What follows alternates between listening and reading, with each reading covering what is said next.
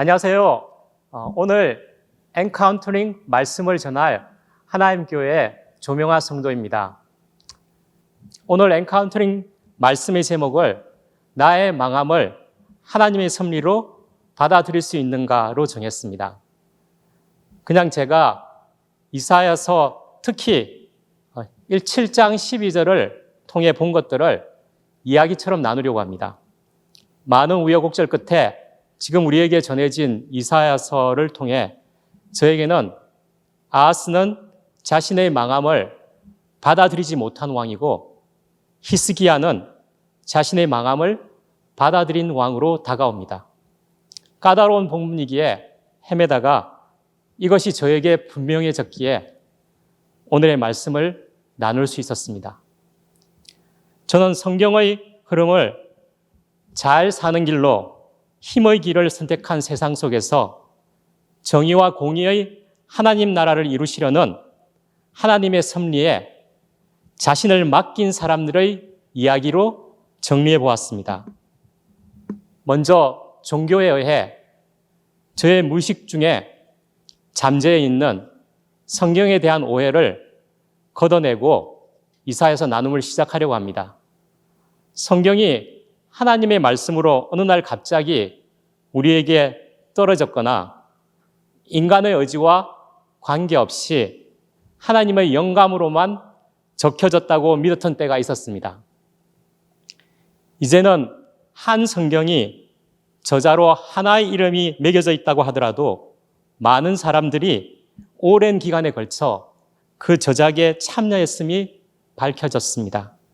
우리가 지금 말씀 만나기를 하고 있는 이사야만 하더라도 원래 이사야 선지자가 전한 말씀을 기록, 편찬하는데 그리고 또 편집하는데 또 다른 저자들이 참여했고 이미 나누었던 대로 바빌론 포로기 때 말씀에 대한 열망이 강렬해져서 여기저기 흩어져 있는 이사야 말씀을 모으고 순서를 정하고 또 포로기 때 필요한 말씀으로 편집을 하는 그런 과정을 거쳐 오늘 우리가 접하는 이사야가 되었다고 합니다.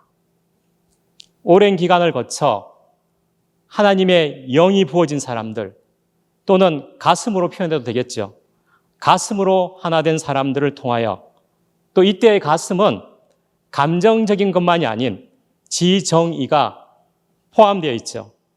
그런 가슴으로 하나님과 가슴으로 하나 된 사람을 통하여 하나님의 말씀이 형성된 것은 각각의 다른 색깔을 내는 모자이크가 전체로 그 하나의 아름다운 완결미를 보이는 것 같다고 하겠습니다. 또한 빈센트 반 고흐의 덧칠 기법이 연상됩니다. 고흐의 그림은 밑그림에 여러 번 덧칠을 함으로 평면에 그렸지만 입체적인 완결미가 있음을 봅니다.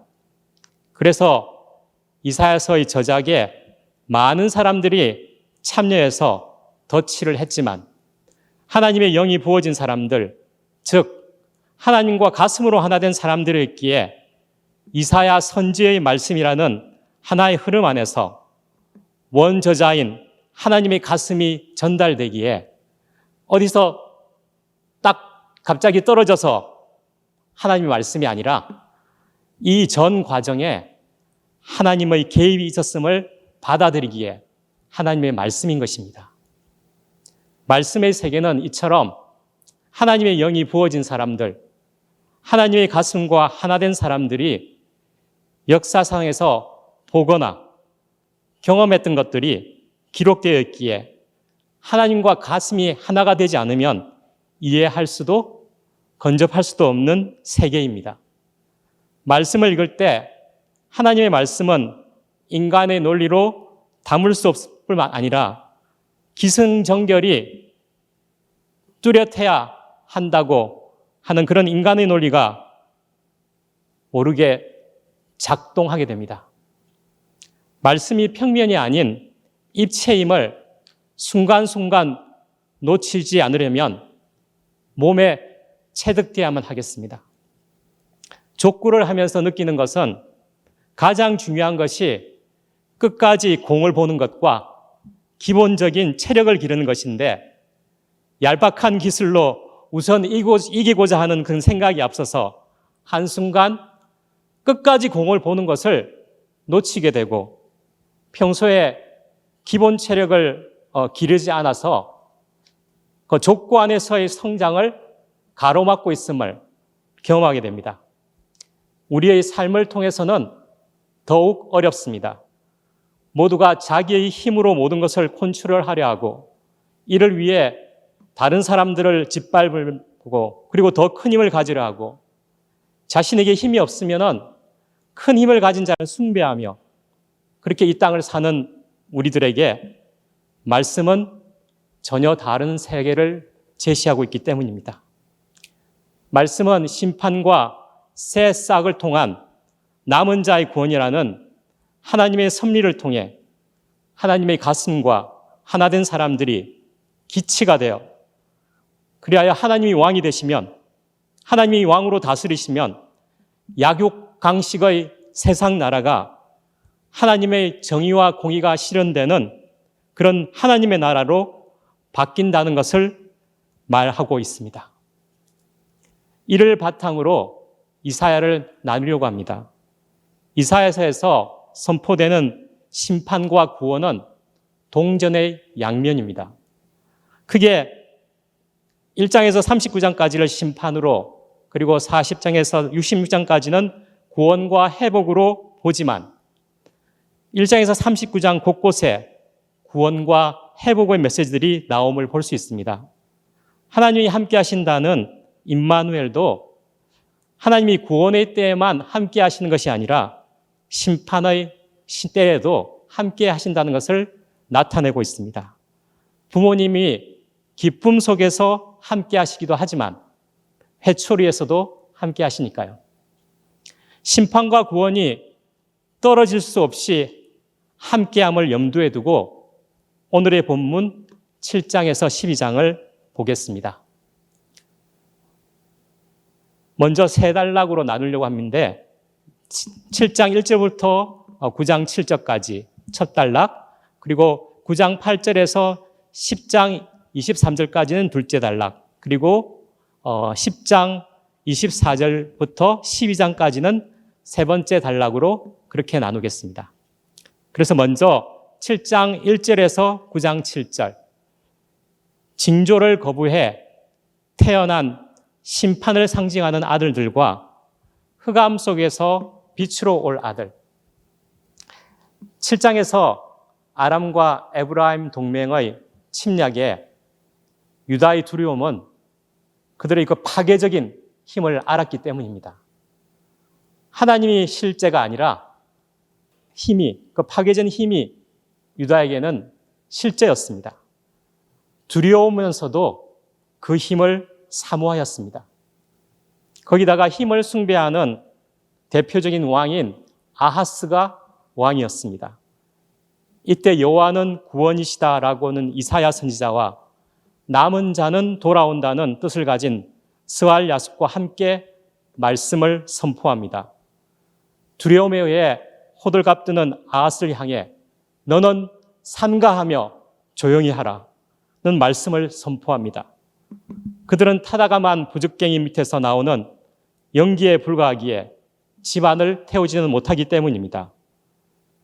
두려워 말고 여호와를 신뢰하라는 것은 심리적 권면이 아니라 나라와 나라 사이 치열하고 생생한 그 현실 가운데 요구되는 것이었습니다.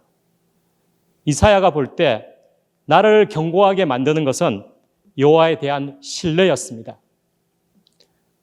아람의 왕 르신, 에브라임의 왕 르마라의 아들 베가 왕은 자기 나라만 다스리다가 망할 나라라는 것입니다. 만일 너희가 굳게 믿지 않냐면 너희는 굳게 서지 못하리라. 7장 9절에서 말씀하시고 계십니다. 그러나 아하스는 반대의 길을 갔습니다.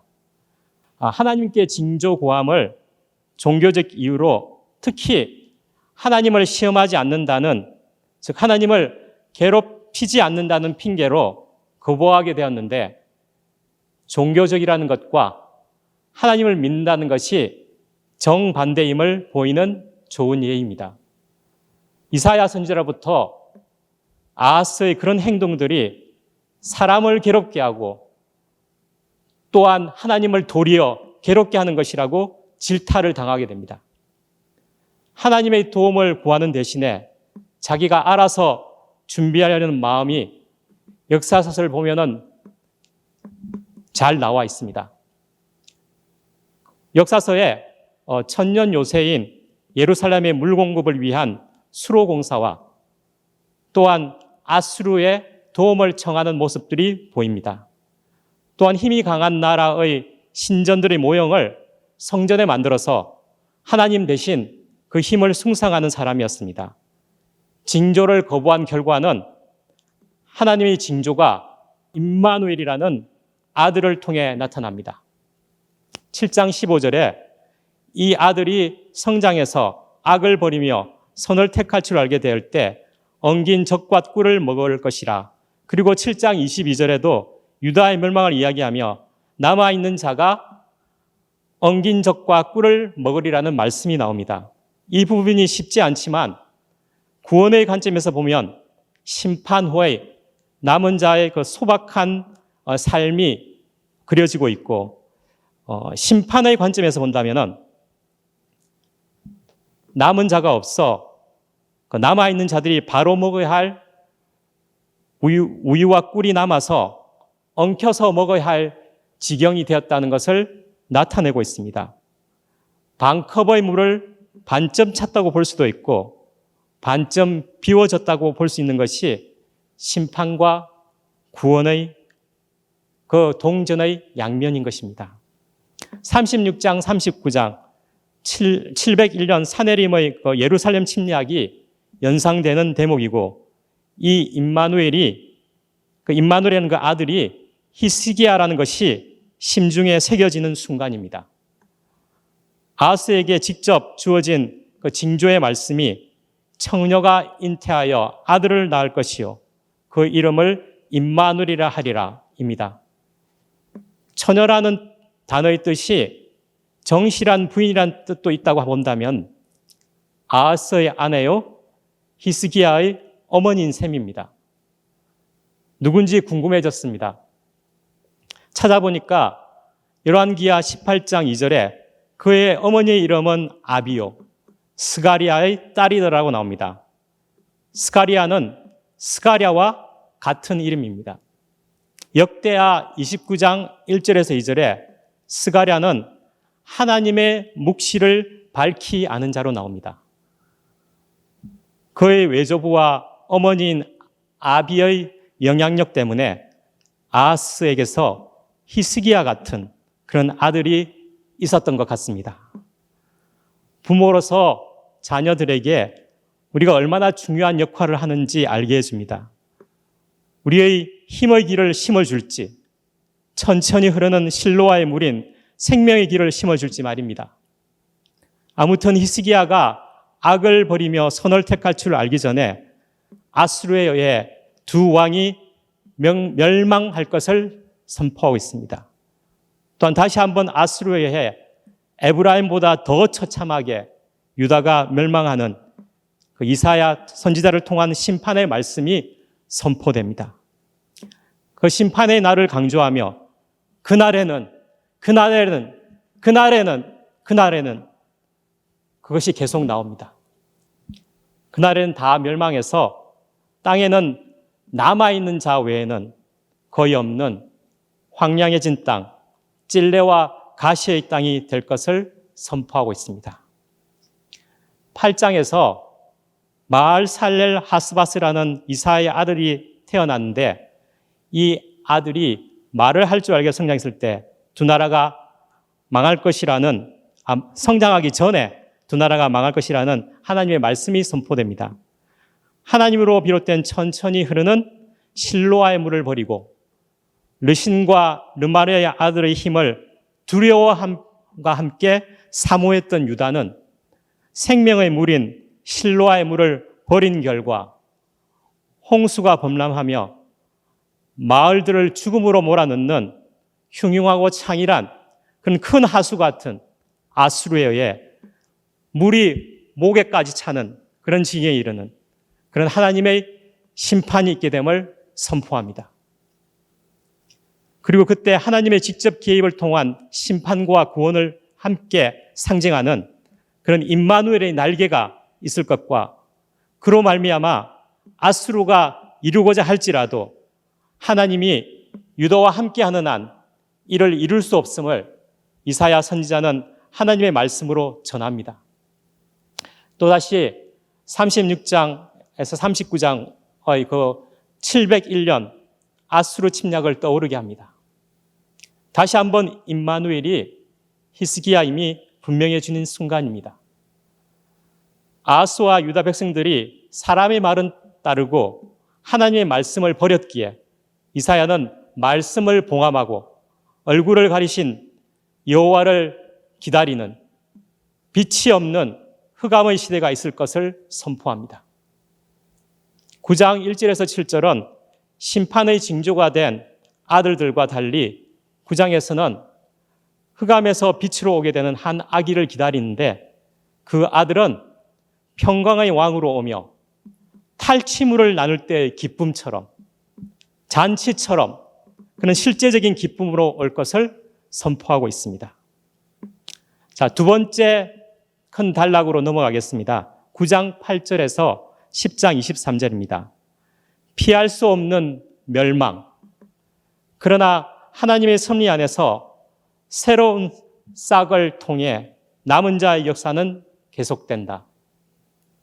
9장 8절에서 10장 4절까지는 그의 손이 여전히 퍼져 있으리라가 4번 나옵니다. 12절, 17절, 21절, 10절, 10장 4절에 교만으로 말미암아 백성이 자기들을 치시는 여호와를 찾지도 돌아보지도 않습니다. 인도자들도 인도를 받는 백성들도 불법과 그 불의의 토색으로 하나님의 정의를 살지 않고 형제 나라들 간의 전쟁으로 형제조차 갈라지고 이웃이 사라진 이스라엘에 포로보다 더 비참하고 죽음보다 더 비참한 피할 수 없는 멸망이 있을 것을 선포하고 있습니다. 10장 5절에서 23절은 우상을 섬기는 나라들, 특히 유다를 향한 진노의 막대기에 불과한 그 아수르가 교만해서 멸망을 당하게 된다고 선포하고 있습니다. 또한 더 이상 힘 있는 자를 의지하지 않고 여호와를 진실하게 의지하는 남은 자가 있을 것을 선지자는 전하고 있습니다. 이것은 사람의 의지대로 되는 것이 아니라 이스라엘 하나님의 거룩한 의지임을, 그 하나님의 주권임을 분명히 하고 있습니다. 바닷가 모래 같아도 남은 자만 돌아온다 라는 말씀은 남은 자의 초점이 있기도 하지만 넘치는 공의로 파멸이 작정되었음을, 심판은 돌이킬 수 없는 하나님의 섭리임을 나타내고 남은 자는 그 섭리를 받아들이는 자들임이 느껴집니다. 그러므로 남은 자는 자신의 망함을 받아들이는 자입니다. 이번 주 통찰 말씀인 창조적 해체, 창조적 파괴에 대한 말씀을 들으셨죠? 그것과 일맥상통하는 말씀입니다. 세 번째 큰 단락으로 넘어가겠습니다. 10장 24절에서 12장 6절입니다. 아수르는 멸망 후에 새로운 싹을 틔워 남은 자를 모으는 섭리의 도구다. 10장 24절에서 10장 34절 마지막에 아수르로 상징하는 숲과 아수르를 도구로 쓰시는 그 숲의 주인인 하나님이 숲을 베시는 것을 보시면서 시온 백성들은 아수르는 망하고 너희는 구원될 것임을 선포하며 두려워하지 말 것을 선포하고 있습니다. 11장 1절에서 10절을 이새의 줄기에서 한 싹이 나타났는데 하나님의 영이 함께하며 공의와 정의로 다스려 하나님의 다스림, 그 하나님의 나라가 나타남을 보여주고 있습니다. 다윗의 집, 다윗 왕가는 망하고 이새의 줄기에서 한 싹이 난다고 읽혀집니다. 여전히 다윗과 약속 때문인지 다윗을 낳은 이새의 줄기에서 한 싹이 나온다고 합니다. 이미 우리가 본 39장 6절 7절에 히스기야의 자손 중에 몇이 바벨론의 환관이 될 것을 이사야 선지자가 히스기야에게 선포하고 있습니다. 하나님의 길을 버리고 힘의 길을 가다가 망해서 온 자리, 그 자신의 망함을 받아들인 포로지의 남은 자들이 포로지에서도 말씀으로 함께 하시는 그 하나님을 경험하며 망한 자리에서 더욱 절실하게 하나님의 나라를 기다리는, 하나님의 나라를 이루는 그런 왕을 기다리고 그 소망이 하나님의 섭리 안에서 이루어질 것을 선포하고 있습니다. 이어서 11장 11절에서 16절은 이새의 뿌리에서 한 싹이 만민의 기치로 열방의 남은 자들을 모아 형제 나라들이 화합되는 그런 제2의 출애굽 같은 것이 있을 것임을 선포하고 있습니다. 12장 1절에서 6절은 남은 자들의 노래, 구원의 기쁨으로 인한 그런 감사 찬송이 나옵니다. 5장 포도원의 노래가 심판의 애가라면 이 12장은 구원의 기쁨을 나타내고 있습니다. 남은 자는 하나님의 섭리 안에서 자신의 망함을 받아들인 자들입니다. 이로 말미암아 남은 자는 하나님의 다스림이 온전히 함께하는 그런 새싹으로 일어나는 그런 나라를 기다리는 자들입니다. 남은 자는 망한 자리에서도 함께 하시는 하나님으로 말미암아 소망으로 그 나라를 누리는 자들입니다. 제 마음대로 하는 힘의 나라는 그 특성상 그 힘에 의해 언젠가는 망할 수밖에 없습니다. 우리가 그 길을 가고 있고 하나님의 길을 가고 있지 않다면 망해야만 합니다. 아니, 망할 수밖에 없습니다. 아무리 좋은 의미로 포장한다고 해도 여전히 내가 내 마음대로 할 수 있는 힘을 가지기를 원하고 나의 자녀들이 이 힘을 가지기를 원하고 나의 힘을 증폭하기 위해 자신과 맞는 끼리끼리의 관계만 있고 하나님의 정의와 공의가 실현되는 관계는 가꾸지도 않고 관심도 없는 우리는 망해야 합니다. 북왕국과 아수르처럼 힘으로 그 화려해진 삶을 추구했다면 우리는 망해야 하고 하나님이 천천히 흐르는 실로아의 물처럼 그 하나님의 그 생명이 천천히 흐르는 실로아의 물처럼 소박한 삶으로 돌아가야만 합니다. 그래야만 새 싹을, 새 빛을 기다릴 수 있습니다. 1820 BD 나눔에서 이것이 이루어지기를 소망합니다. 종교 안에 가리워진 예수 오심의 의미가 새롭게 다가오는 순간입니다. 그러나 함부로 예수를 말할 수가 없습니다. 종교 안에서 갖다 붙이기가 너무 많아 예수를 가리고 있기 때문입니다. 이사야 말씀 만나기를 통해 가리워진 예수가 우리에게 선명히 드러나기를 소망할 따름입니다. 이번 이사야 말씀을 준비하면서 여호수아를 인도자로 세워 이스라엘을 약속의 땅으로 보냈던 모세의 가슴, 그는 흥하여 걷고 나는 새하리라고 주님의 길을 예비했던 세례요한의 가슴이 저의 가슴에 느껴지는 순간 하나님의 섭리로 말미암은 그런 전율을 느낄 수 있었습니다. 함께 나누어 보시겠습니다. 나의 망함을 하나님의 섭리로 받아들일 수 있습니까? 그래서 나로는 할 수 없기에 하나님의 주권적인 역사를 기다리고 있습니까? 나누어 보시겠습니다. 또한 기도를 부탁드립니다.